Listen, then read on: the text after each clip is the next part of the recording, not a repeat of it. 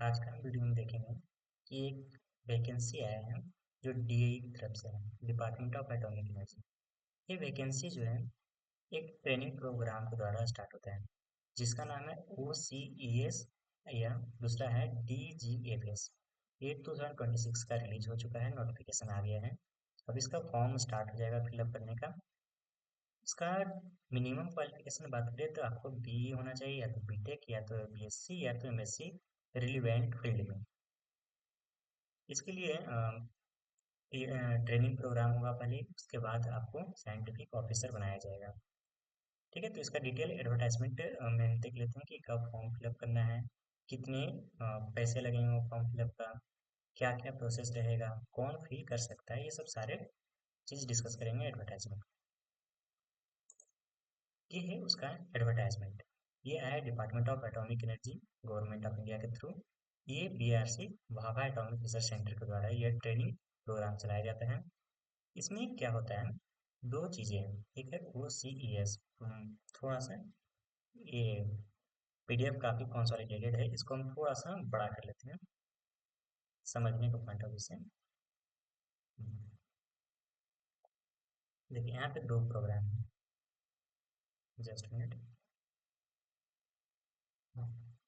एक है प्रोग्राम हमारा OCS और सेकेंड वन है हमारा DGFS। DGFS दोनों में डिफरेंस इतना है कि OCS में 1 ईयर का ओरिएंटेशन कोर्स होता है। ये हमारा इंजीनियरिंग ग्रेजुएट या पोस्ट ग्रेजुएट जो है उनके लिए होता है।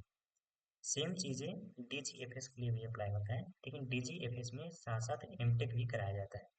तो अगर किन्हीं को एमटेक अगर नहीं करना है, एज विश पे छोड़ दिया जाता है तो OCS में आ जाता है। और एमटेक मैंडेटरी होता है, कराता ही कराता है, वो होता है DGFS। जस्ट बेसिक्स इंफॉर्मेशन समझ लीजिए, बेसिक जो आप समझ सकते हैं। पहले आपको ट्रेनिंग होगा। ट्रेनिंग में आपको total 74,000 per month as a stipend दिया जाएगा। ट्रेनिंग कंप्लीट होने के बाद आपको लेवल 10 पे ग्रुप ए का आपको पोस्ट दिया जाएगा। अब इसका डिटेल सब पे देखते हैं, आ जाते हैं इसमें। ये है DAE का यूनिट्स जिसमें आपको पोस्टिंग मिलेगा। ये सब कुछ यूनिट्स है, जैसे BRC हो गया, इराजी कार हो गया, VECC है और RR कैट है।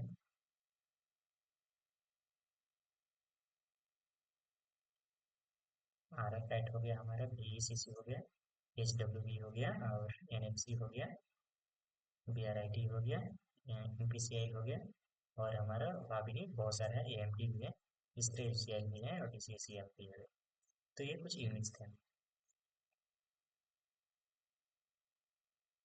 नेक्स्ट है, इसमें हम आपको स्टाइपेंड और अलाउंस के बारे में थोड़ा सा डिटेल में बता देते हैं। आपको OCS TSO training scientific officer, इसमें स्टाइपेंड 74,000 पर मंथ मिलेगा आपको ट्रेनिंग तक। उसके बाद साथ में ही आपको बुक अलाउंस का 30,000 रुपीज़ मिलेगा। जो DGFS के जो फेलो हैं उनको जो एमटेक में जो ट्यूशन फी मिलेगा उसको आप रिइंबर्स्ड कर सकते हो, आपको पैसा मिल जाएगा। साथ ही वन टाइम कंटीजेंसी ग्रांट मिलता है आपको 60,000 पर एनम के अकॉर्डिंग 2 ईयर्स का। और भी आपको टोटल एडिशनल फंडिंग भी दिया जाता है 4 लाख तक का। नेक्स्ट है हॉस्टल का सुविधा, वहाँ पे रहने की सारी चीज़ की व्यवस्था रहेगा, लॉजिंग बोर्डिंग ये सब का चीज़ें का रहेगा। नेक्स्ट है ग्रेड पे और स्केल। जब आप ट्रेनिंग सक्सेसफुली कंप्लीट कर देते हैं तो एज ए आप साइंटिफिक ऑफिसर ग्रुप ए के पोस्ट पे ज्वाइन करेंगे आप, जिसको लेवल 10 7 पे कमीशन के अकॉर्डिंग, पे मैट्रिक्स के अकॉर्डिंग आपका लेवल 10 का पोस्ट रहेगा, जिसका बेसिक पे 56,100 रुपीज़ है। ये सब जस्ट बेसिक इन्फॉर्मेशन है जी। इसके साथ ही बहुत सारी चीज़ें आपको मिलेंगी, जैसे CHS हो गया, फैसिलिटी हो गया, फिर अलग अलग तरह की फैसिलिटी है। सिलेक्शन प्रोसीजर की बात करें तो इसमें कुछ प्रोसीजर है। प्रोसीजर ये है कि पहला आपको स्क्रीनिंग टेस्ट होगा। स्क्रीनिंग होने के बाद आपका इंटरव्यू होगा। इंटरव्यू क्वालिफाई करते हैं उसके बाद ही आपका सिलेक्शन होगा। स्क्रीनिंग में दो पैरामीटर रखा गया, पहला एग्जाम, दूसरा हमारा होगा गेट स्कोर। उसके बाद हमारा सिलेक्शन होगा इंटरव्यू के बेसिस पे, यानी कि इंटरव्यू में जो सबसे ज़्यादा स्कोर करेगा वही जो है उसी का मेरिट बनेगा। नेक्स्ट आते हैं, ऑनलाइन स्क्रीनिंग एग्जाम होगा इसमें। इसमें टोटल 8 इंजीनियरिंग डिसिप्लिन्स दिए गए हैं, वो चीज़ें हम देख लेंगे। उसके बाद ग्रेजुएट गेट जो एग्जाम होता है, ग्रेजुएट एप्टीट्यूड टेस्ट जिसको बोलते हैं, वो 2024, 25, 26 के स्कोर के बेसिस पे आपका स्क्रीनिंग किया जाएगा।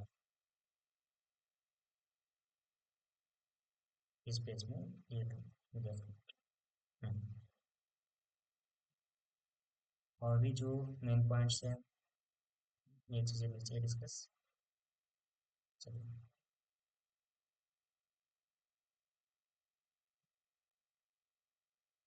इन्वेस्टमेंट, ठीक है। यहाँ अगर हम बात करें मैक्सिमम एज का, तो एज थोड़ा सा मैनेज करने वाला चीज़ है। एज आपको जनरल कैटेगरी के लिए 26 ईयर्स ही रखा गया है, और ओबीसी के लिए 20, ओबीसी एनसीएल के जो कैंडिडेट्स हैं उनको 29 ईयर्स मिलेगा। एससी एसटी कैंडिडेट्स को 31 ईयर्स का मिलेगा। ये चीज़ें एज का था। मैक्सिमम जनरल कैटेगरी 26 ईयर है। मिनिमम एज का बात करें तो 18 ईयर एज ऑन डेट 1 अगस्त 2026 तक आपका 18 ईयर्स हो जाना चाहिए। जितने भी कैंडिडेट्स हैं, अगर कहीं पे वो काम कर रहे हैं तो उनको एनओसी प्रोड्यूस करना है, नो ऑब्जेक्शन सर्टिफिकेट प्रोड्यूस करना है इंटरव्यू के टाइम पे। नेक्स्ट आता है एप्लीकेशन फी। जितने भी ओबीसी और जनरल कैटेगरी के कैंडिडेट्स होंगे उनको 500 रुपीज़ पे करना होगा। और जो वुमेन हैं, ट्रांसजेंडर हैं, और या जो एस सी एस टी से बिलोंग करते हैं कैटेगरी से, उनको फी देने की जरूरत नहीं है, वो एग्जेम्प्टेड है, फी देने की जरूरत नहीं है। अगर आप फी एग्जामेशन चाहते हैं तो इसके लिए आपको कोई valid relevant valid proof at exam के टाइम पे आपको शो करना पड़ेगा कि हम इस कैटेगरी से हैं या वुमेन जो भी है वो चीज़ें। ऑनलाइन एप्लीकेशन आपको वेबसाइट के थ्रू, ऑनलाइन वेबसाइट के थ्रू आपको एक्सेप्ट किया जाएगा। BRCOCS एग्जाम.in, ये है उसका ऑफिशियल लिंक। आप यहाँ से जाके सारी चीज़ें देख सकते हैं। डिसिप्लिन के, ये मोस्ट इंपॉर्टेंट है कि कौन कौन से लोग एलिजिबल हैं। जैसे ME means mechanical engineering, waiting, mechanical engineering जो बीई या बीटेक या बीएससी किए हैं या 5 ईयर का इंटीग्रेटेड एमटेक किए हैं मैकेनिकल इंजीनियरिंग में, तो इंजीनियरिंग में किए हैं तो वो एलिजिबल है। नेक्स्ट है CH. CH means chemical engineering, BE BTech BSc या 5 ईयर का एमटेक किए हैं वो भी एलिजिबल है। नेक्स्ट आता है मेटालर्जिकल इंजीनियरिंग, बीई बीटेक या एमटेक होना चाहिए। इलेक्ट्रिकल इंजीनियरिंग बीई बीटेक या बीएससी या 5 ईयर का इंटीग्रेटेड कोर्स होना चाहिए। Electrical engineering and electrical and electronics energy, ठीक है, इस पे है तो आप एलिजिबल है। नेक्स्ट है इलेक्ट्रॉनिक्स इंजीनियरिंग, इसमें बीई बीटेक बीएससी या एमटेक है।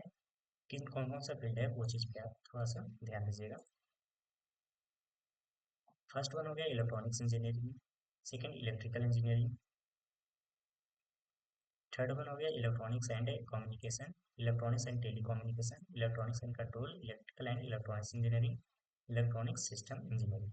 ये सब फील्ड हैं जिसमें आप इलेक्ट्रॉनिक्स में ये कुछ ब्रांचेस दिए गए हैं जिसके लिए आप एलिजिबल हो सकते हैं अगर है आपके पास। कंप्यूटर साइंस में क्या है, सीएस जिसका नाम शॉर्ट में कंप्यूटर साइंस होना चाहिए, कंप्यूटर इंजीनियरिंग या कंप्यूटर साइंस एंड इंजीनियरिंग, अगर ये चीज़ें हैं तो आप इसके लिए आप एलिजिबल हैं। नेक्स्ट है इंस्ट्रूमेंटेशन। इंस्ट्रूमेंटेशन में बीई बीटेक बीएससी या 5 ईयर का इंटीग्रेटेड इंटर कोर्स होना चाहिए। वो फील्ड है instrumentation engineering, instrumentation and control engineering, applied electronics and instrumentation engineering या इलेक्ट्रॉनिक्स एंड इंस्ट्रूमेंटेशन इंजीनियरिंग। इन सब फील्ड्स में है आप ऐप इंस्ट्रूमेंटेशन इंजीनियरिंग से फॉर्म फिल कर सकते हैं। नेक्स्ट है हमारा सिविल इंजीनियरिंग। सिविल इंजीनियरिंग अगर बीई बीटेक बीएससी या 5 ईयर का इंटीग्रेटेड कोर्स एमटेक में कर रहे हैं तो आप एलिजिबल है। फिजिक्स में क्या है, एमएससी होना चाहिए या इंटीग्रेटेड एमएससी होना चाहिए फिजिकल साइंस या फिजिक्स में, या बीई बीटेक या इंटीग्रेटेड एमटेक इंजीनियरिंग फिजिक्स में किए हुए हैं तो आप इसके लिए एलिजिबल है। ये चीज़ पे थोड़ा सा ध्यान दीजिएगा। केमिस्ट्री में क्या है, एमएससी या इंटीग्रेटेड एमएससी होना चाहिए केमिस्ट्री में। बायो साइंस डिसिप्लिन में एमएससी होना चाहिए इसमें, साइंस में किए हुए हैं। सभी मिनिमम 60% स्कोर होना चाहिए आपको। जियोलॉजी के लिए भी एमएससी या इंटीग्रेटेड एमएससी होना चाहिए, इक्विवेलेंट एमटेक होना चाहिए जियोलॉजी एंड अप्लाइड जियोलॉजी में, तो आप इसके लिए एलिजिबल हैं जियोलॉजी डिसिप्लिन के लिए। जियो फिजिक्स में क्या है, एमएससी या integrated MSc in Jio physics. अगर आप इन सब ब्रांचेस से या डिसिप्लिन से आप बिलोंग करते हैं और आप फाइनल ईयर में हैं या आप पास आउट हो चुके हैं तो आप एलिजिबल हैं। फाइनल ईयर भी कैंडिडेट्स अप्लाई कर सकते हैं। इस चीज़ का ध्यान रखना है। नेक्स्ट बेसिक इन्फॉर्मेशन जो जो आपको चाहिए, सभी ऑलमोस्ट सभी चीज, हाँ। जो लोग फाइनल ईयर्स में हैं वो लोग फॉर्म फिल करेंगे, वो लोग ज्वाइन भी करेंगे। उसके लिए आप टेंशन नहीं, आपका ट्रेनिंग स्टार्ट भी रहेगा, कोई प्रॉब्लम नहीं होगा उसके लिए। कुछ इंपॉर्टेंट डेट्स हैं जिस पे ध्यान देना है आपको। ये जो है इनका जो नोटिफिकेशन है ट्रेनिंग प्रोग्राम्स का, शेड्यूल फिक्स, ऑलमोस्ट फिक्स होता है। तो, थोड़ा बहुत चेंजेस हो सकते हैं। जैसे ऑनलाइन स्टार्ट हो जाएगा आपको 22 से, 22 दिसंबर से टेंटेटिव डेट रखा गया है, और 21 जनवरी तक चलेगा ये। करेक्शन का विंडो 7 फरवरी से 14 फरवरी तक ओपन रहेगा आपके लिए। उसके बाद है ऑनलाइन एग्जाम हमारा 14 to 15 मार्च इस डेट में होगा। गेट स्कोर उनको अपलोड करना है 26 मार्च to 2 अप्रैल के बीच में, आपको गेट स्कोर अपलोड कर देना है। शॉर्ट लिस्ट आपका कौन कौन लोग क्वालिफाई हुए हैं इंटरव्यू के लिए, उनका सेकेंड वीक ऑफ अप्रैल में दिखा दिया जाएगा। उसके बाद आपका सिलेक्शन इंटरव्यू आपको 12 मई से 12 जून के बीच में होगा। और एट द एंड एक और डिस्कस कर लेते हैं, मेडिकल। मेडिकल टेस्ट जो होगा आपका, मेडिकल टेस्ट जुलाई मंथ में आपका होगा। और आपका ज्वाइनिंग, ज्वाइनिंग यानी कि ज्वाइनिंग आपका ये हमारा प्रोग्राम स्टार्ट हो जाएगा 31 जुलाई, यानी 1 अगस्त से आपका ये प्रोग्राम स्टार्ट होगा। तो हम सारी चीज़ें डिस्कस कर लिए, एक बार फिर से हम थोड़ा सा ब्रीफली डिस्कस कर लेते हैं। 26 ईयर जनरल के लिए और ओबीसी के कैंडिडेट्स के लिए रखा गया है। और बीएससी, बीएससी, बीटेक और एमएससी इंटीग्रेटेड कोर्स है रिलेवेंट डिसिप्लिन में, तो आप एलिजिबल हैं। जनरल ओबीसी कैंडिडेट्स को 500 रुपया देना है, और अदर कैंडिडेट्स जैसे S C S T women या ट्रांसजेंडर है या फ्रीडम फाइटर कैंडिडेट्स हैं, उनको कोई पैसा पे करने की जरूरत नहीं। स्टाइपेंड की बात करें 74,000 रुपीज पर मंथ मिलेगा, साथ ही आपको हॉस्टल लॉज बोर्डिंग ये सब चीज़ें का अलाउंस मिलेगा। मेडिकल का भी फैसिलिटी आपको मिलेगा। जैसे आप ट्रेनिंग कंप्लीट कर देते हैं, आपको लेवल 10 का इसका बेसिक पे 7th पे कमीशन मैट्रिक्स के अकॉर्डिंग 56,100 रुपीज़ होता है। ठीक है। ये वीडियो में इतना ही था। अगर आप एलिजिबल हैं तो आप फॉर्म फिल कीजिए, बहुत अच्छा है। ठीक है, थैंक यू, धन्यवाद।